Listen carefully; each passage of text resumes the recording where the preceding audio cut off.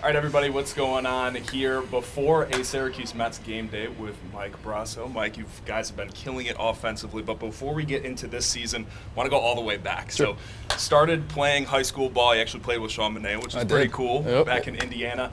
And then you started your college career at Oakland University. What were those first few years of collegiate ball like for you to, try to make a name for yourself and then try to get drafted? Yeah, I mean, it was very big eye-opener right away, going to kind of like a mid-major school, and I was very underdeveloped coming out of high school as far as just like body type and just I remember specifically opening up against Florida State as a freshman and just realized that something had to change pretty quick.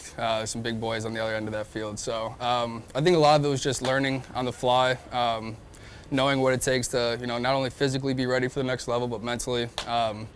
Just playing really good competition throughout college, and obviously playing with guys like Sean in high school kind of, sped that process up a little bit. But yeah, a lot of just learning years and trial by error a lot in those younger years. Well, you had to be really happy with Oakland's run this past March Madness to Jack Golke and the boys. They had to make you a proud alum. But absolutely.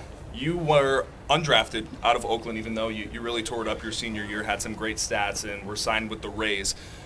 Through your first few years going through the minor leagues, what were the specific things that you were trying to work on as a player, maybe hitting-wise and also fielding? Yeah, I think a lot of it for me was just kind of learning different positions. I was trying to figure out any way to get onto the field.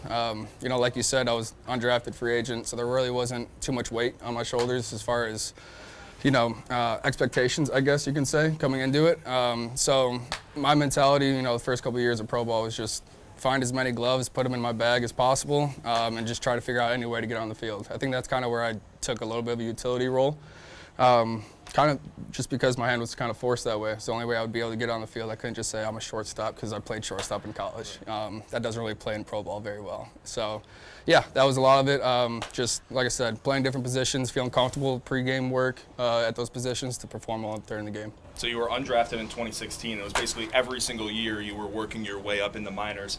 You get your first big league call in June of 2019. Mm-hmm. Where were you when that happened? Was it a coach's meeting? Was it a phone call? What was it for you with the Rays? Yeah, it was actually, we were on a road trip from, I want to say Worcester, if I'm pronouncing that correctly, to Scranton at the time. And it was like 2 o'clock in the morning. We were on the bus, and the manager at the time, Brady Williams, just called everybody off the bus. We were at like a truck stop, like gas station type thing. Everybody thought we were in trouble. He was faked like he was mad.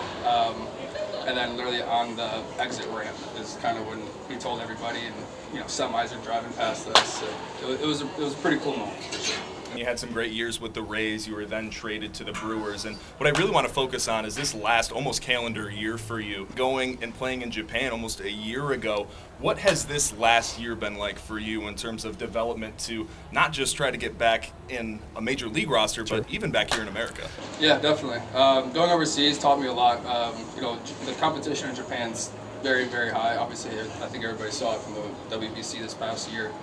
But a lot of that came with, fundamentals, just going back to the basics, kind of, a lot of baseball obviously is timing.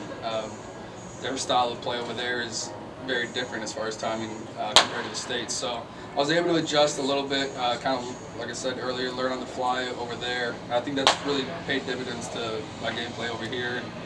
And, kind of just like reading pitchers, reading how the game's going. And then, kind of just getting back to what I think I did well. Early on in my career, maybe got away from that a little bit this past calendar year. So just overall, just trying to get back on track. So you had a minor league contract with the Royals, played a few games in Omaha, then were released, and you make your way here to Syracuse, New York. Even here in Syracuse to start, didn't really go the best. 1 for 18 to start. What was something that clicked for you offensively that now you're on this crazy pace? Yeah, I mean, a lot of credit obviously goes to the hitting coaches and staff here in general. Hetzi and JP have been, amazing. I don't think there's too many guys that outwork those guys. So, they sat me down early on and figured obviously something had to change in the swing, and I think ultimately it just came down to just being more aggressive. I think I was a little bit too passive at times at the plate, getting beat on good pitches, not really truly committing to hunting certain pitches and certain counts. And we kind of, like I said, we broke down some video. We realized that, there's only a select amount of good pitches per at bat, and try not to miss those as much as possible. So it's been a lot of work's been put in for sure the past month that I've been here. Again, credit to JP and Hetzi over there. And yeah, we're gonna try to ride that wave as long as we can. I crunched some numbers, and in the past about 29 games, you're hitting over 400. Your OPS is like 1.1. Those numbers are crazy. What has been your favorite moment throughout all of that? Would it be that 3 home run game that you had, or all these RBIs? Or what's your favorite moment? I think the 3 home run game. If I had to, gun to head, if I had to pinpoint one moment, I think that, especially, I think it was the first home game that I played here. I think that kind of like, just let the shoulders down a little bit. Realize, the work that we're putting in is paying off. And obviously, just good to get off to like a hot start anywhere you're at. Anytime you get off to a good start, a new spot, new people around you, new atmosphere. Kind of like I said, you're just able to breathe a little bit better. So I think after that, we kind of realized we were on track with the right things that we're doing pregame, and we've just been rolling with it. And this is before the Friday night game of Lehigh Valley. Want to keep riding that nice wave from last night. What do you and your teammates offensively need to continue your similar production that you've had over this last month? Yeah, I think a lot of it's situational hitting. I think we got a lot of 2-out RBIs. A lot of slugging going on. 1 through 9 in our lineup. A lot of extra base hits. I think we're hunting the pitches that we're expecting in each at bat, and for the most part, we're doing some damage on them. I think it's a trickle down effect. I think Acuna at the top of the lineup sets the tone for us most nights.